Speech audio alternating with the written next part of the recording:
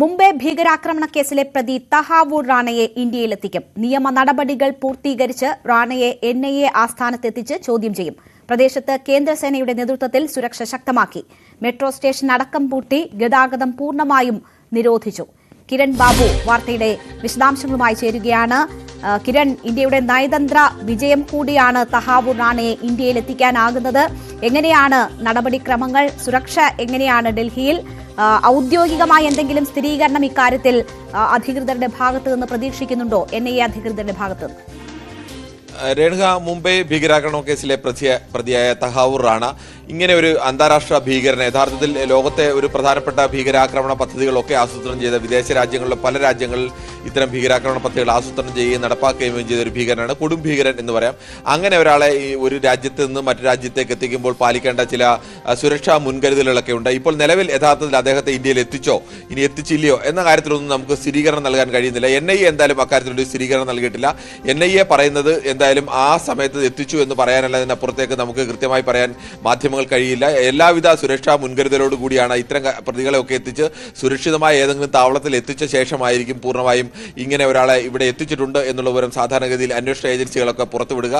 പുറത്തു പറയുന്ന സമയത്തായിരിക്കത്തില്ല പലപ്പോഴും ഇത്തരം ആളുകളെയൊക്കെ എത്തിക്കുക. അതിന് മുമ്പോ അല്ലെങ്കിൽ അതിനുശേഷമോ ഒക്കെ ആയിരിക്കും ചിലപ്പോഴും എത്തിക്കുക. ഇത് ഇത്തരം സുരക്ഷാ മുൻകരുതലിന്റെ ഭാഗമായി എവിടെയാണ് എത്തിക്കുന്നതെന്നോ അല്ലെങ്കിൽ ഏത് വിമാനത്താവളത്തിലാണ് എത്തിക്കുന്നതെന്നോ അന്നൊന്നും കൃത്യമായ ഒരു വിശദീകരണം എവിടെയും നൽകിയിട്ടില്ല. അത് ഒരു സുരക്ഷയുടെ ഭാഗമായി നൽകുന്നതാണ്.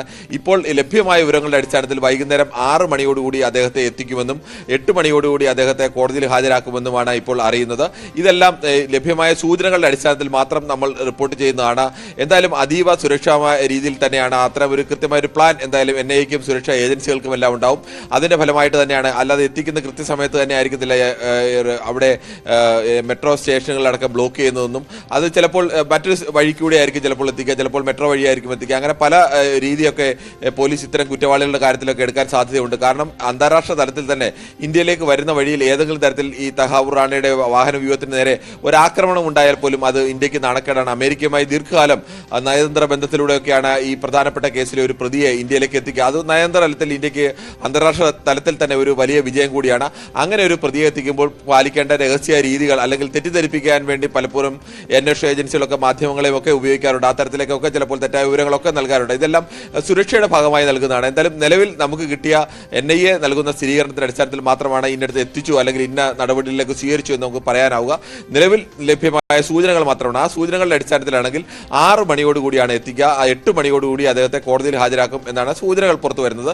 ഇത് എത്രത്തോളം ശരിയാണ്, ആ സമയത്ത് തന്നെയാണോ എത്തുന്നതെന്നൊക്കെ ഉള്ളത് പിന്നീട് NIA സ്ഥിരീകരിക്കുന്ന അനുസരിച്ച് മാത്രമേ, അല്ലെങ്കിൽ അതിനുശേഷം മാത്രമേ ഈ സമയത്തല്ലായിരുന്നു എത്തിച്ചത് കാര്യങ്ങളൊക്കെ നമുക്ക് കൃത്യമായി പറയാൻ കഴിയും. ശരി, കിരൺ ബാബു ആണ് വാർത്തയുടെ വിശദാംശങ്ങൾ നൽകിയത്. എന്തായാലും കനത്ത സുരക്ഷയിലാണ് ഡൽഹി.